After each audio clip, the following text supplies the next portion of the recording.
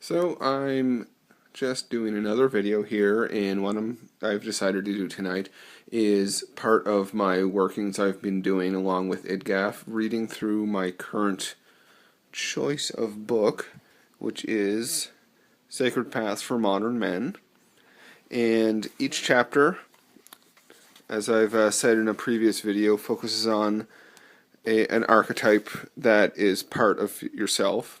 And this particular chapter is about the magician. And part of that has been focusing on Thoth, the Egyptian god, and has tied into doing a tarot reading. And there's a little layout there that is suggested, and I'm going to try that out here. So I'm just kind of getting myself into the right headspace. I've got my altar set up here, got my charcoal disc going, and I'm going to be burning some Kifi, which is a kind of a resin-based incense that we made a while back. Very sweet smelling. So I'm just going to burn some of that.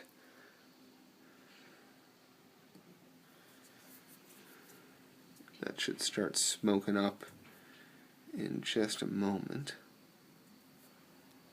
Hopefully.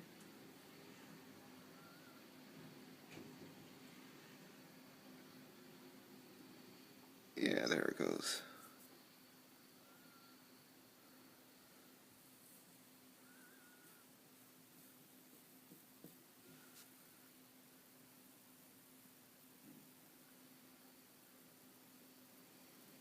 Smells so good.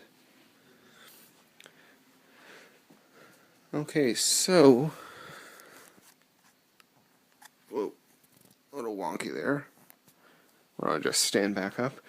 Now, the layout that I'm working off of is referred to as a men's layout, and focuses a lot on the kind of archetypes that are being used within this book of the youth, the warrior, the magician, the elder. And it's a fairly lengthy setup here.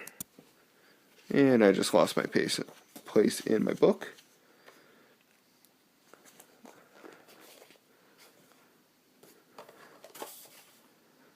So what we've got here is the youth, the warrior, the magician, the elder, gold. I suppose I could describe these. Now, the youth is the beginning of the question. What early influences are on it? The warrior is the current tenor of the situation. Magician is what unseen forces are in the current situation. Elder represents the history behind the situation. Gold is what positive influences are at play. The next card is Shadow up here. And Shadow is what are the negative influences at play.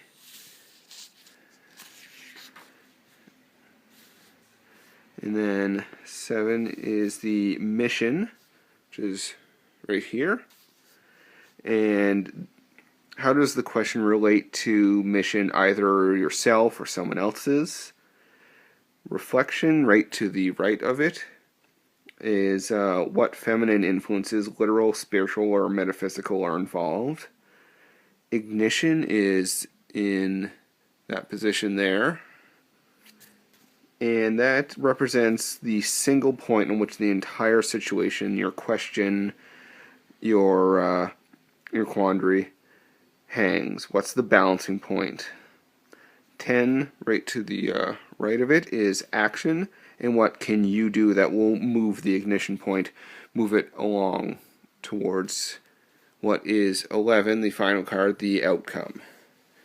So I'm going to do a reading here, and I'll come back in just a moment, and we'll look at what I drew. Alright, I'm back, and I've done my reading with the assistance of, this is just her hands, because she requested not to be on camera. Nope. Requested the assistance of Ree, because she's a lot better than I am at interpreting tarot readings.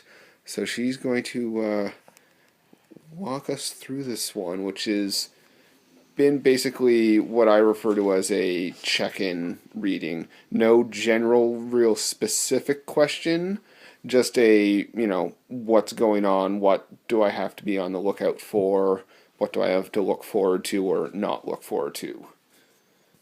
And we start with the youth, which is the Fool. It represents the youth in this reading represents basically the beginning of the question. So sort of early influences on it, where did it stem from, what was the initiator. And the Fool is all about, in this situation, the Fool is all about the unlimited potential of the situation, I guess. It's having faith, essentially, and letting go. Because the Fool's journey is always about spontaneity. And the Fool is very spontaneous, but also has no attachments. So, very easy to let go. Next up is... The Warrior. The Warrior. Mm-hmm. Whoop, which is down here, sorry. Yeah, that's okay. The Warrior, we're looking at the Hanged Man. And again, the Hanged Man is all about letting go. In this situation, the Warrior represents the current tenor of the situation, what kind of actions are being taken by the people involved or in the situation, and whereas the Hanged Man is all about, again, letting go, not having the obvious answer to the question. In this situation, looking at where you're stemming from the Fool, and coming from like this unlimited potential, of course you don't have all the answers. Of course, there's no possible way to know all the answers, so you have to just let go and trust in the process. And next we have... The card is called the Magician, and this one is the Ace of Swords. And the Magician in this reading refers to the unseen forces in the current situation, things that you haven't thought or accounted for, external forces. And in this situation, most aces tend to be quite positive when it comes to a reading, and almost always signify some sort of new beginning, whether it be emotional or financial or mental or whatever the case is. In this situation, because you're looking at the Fool and then looking at the Hanged Man, as you're going into the Ace of Swords, this is sort of looking objectively at the situation and recognizing that you are about to deal with a challenge that is going to test your mettle as a person. And it's going to take sort of the ability for you to essentially out-logic it. So the fourth card that we're going into is going to be the Elder. And it's at the very top, and the Elder is death. No, coincidence there, right? The Elder is the history behind the situation, what may be resurfacing from the past that's coming into play again. Now, it's important to mark that in any sort of tarot reading, pulling the death card rarely means an actual physical death, because that is a very limited way to look at it. Death always means an ending or completion or some sort of change or transformation into another phase. And this is signifying some sort of important ending, possibly coming from the challenge that you've already sort of been issued through the Ace of Swords. It is a door closing in this situation. Your fifth card is gold. No, yes, gold. Sure. Gold, yes, and it's the Lovers with the bookmark over it. Censored for YouTube. Okay. And this situation, gold is positive influences that come into play. Best tool, action, feeling, no laughing. Best tool, action, feeling, or influence that can help you to achieve your desired outcome. And you pulled the Lovers. And the Lovers is about love, obviously, and about sexuality and things like that. But it also represents values and choices. And in this situation, you're looking at the positive influences tend to be a deep love and commitment for whatever the situation is. And having certain values to be able to make the choices that you need to make to get past the door closing. So your next card is Shadow. That's card number 6. That is the negative influences in play. Part of yourself and others may be holding you back from achieving your goal. Ace of Pentacles. Generally, like I said, aces are a good thing. In this situation, it's looking like money is holding you back, as well as being in a comfortable and reliable place. You're too comfortable and too reliant on basically too reliant on having to basically accrue wealth in order to move forward. But you're in a comfortable place, and that's in this situation can be negative because you need that big change. They told you that there is a big change coming, a big letting go coming, and you're too comfortable to move. So your next card, which is Mission, is how does this question relate to the mission, either yours or someone else's? What's not being achieved by the situation? What's sort of not being met? And this is the 8 of coins. Wait, no, sorry. This is the number 7 mission. It's the 8 of cups. Sorry. Yes, it's the 8 of cups. Yeah. So this is the 8 of cups. So 8 of cups is actually all about moving on, endings, and letting go. Letting go seems to be a big, big theme in this particular reading. And it seems like, based on what everything else is saying, there's going to be a big change coming.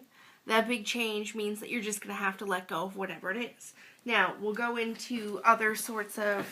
Basically, the other parts of the reading will tell us a little bit more about that. Number 8, Reflection, is the Hierophant.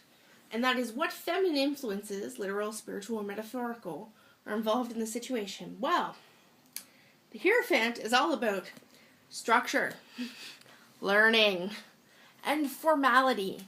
If you're looking for a feminine influence, probably some female in your life that is trying to push you into a situation that is more structured and formal to facilitate learning.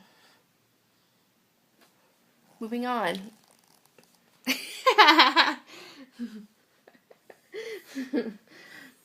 Number 9 is Ignition.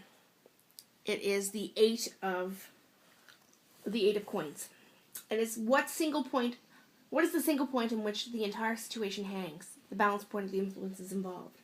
The 8 of coins is all about knowledge, detail, attention to detail, diligence, and the impulse to learn.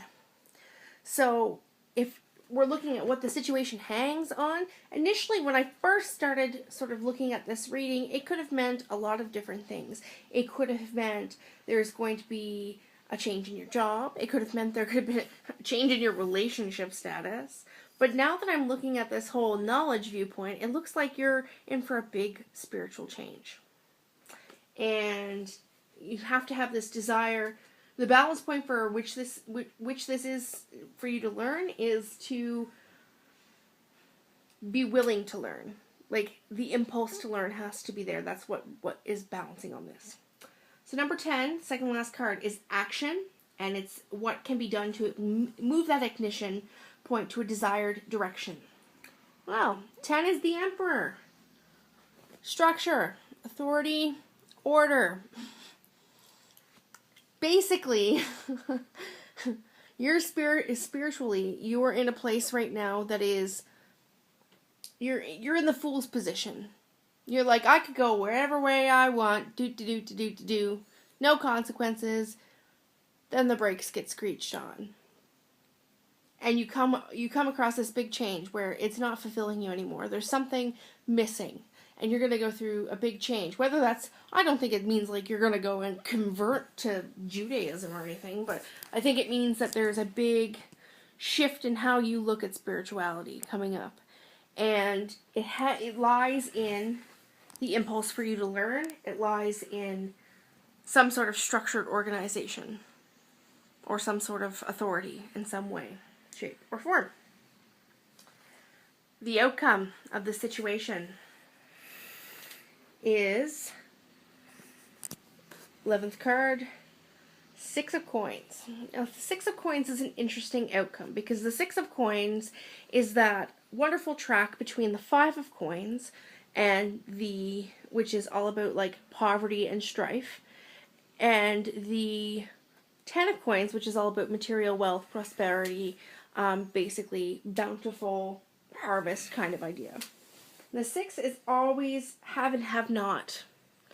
So if you're looking at the rest of the reading, where you look at things like the Lovers, where it's asking you to make big choices between have and have not, it's coming down to knowledge, power, and wealth. And wealth not necessarily meaning material prosperity.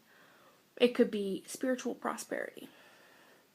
If you're coming at it from a place of prosperity, what are you willing to have? What are you willing not to have? And because of the big transformation within the reading, because of the fact that you've been told multiple times that it's going to challenge you, and you're going to have to make big choices. You're going to have to make big choices and question your values and, get involved with an organization. You have to be willing to determine what you want to have and what you don't want to have. At the end of it, if making the right choices, you'll end up with, knowledge and power and things like that. But you're going to have to sacrifice. So that ends the reading. Yes, so a lot to take in for myself. It's giving me a good starting off point to basically, as we say around here, look at your life, look at your choices. And I'll do some further, more granular, focused readings about a lot of the points in here. So, this has actually been the first really full-blown tarot reading I've done in quite a while. And despite being more or less beat about the head by the obvious issue at hand, it was actually quite a lot of fun. So, I'm going to keep going on with this. I'm going to look at the cards a bit more, and have yourself a wonderful day. And of course, you're welcome to Renee for basically putting a lot of the meat into this particular video. I am a dummy. I forgot to thank her.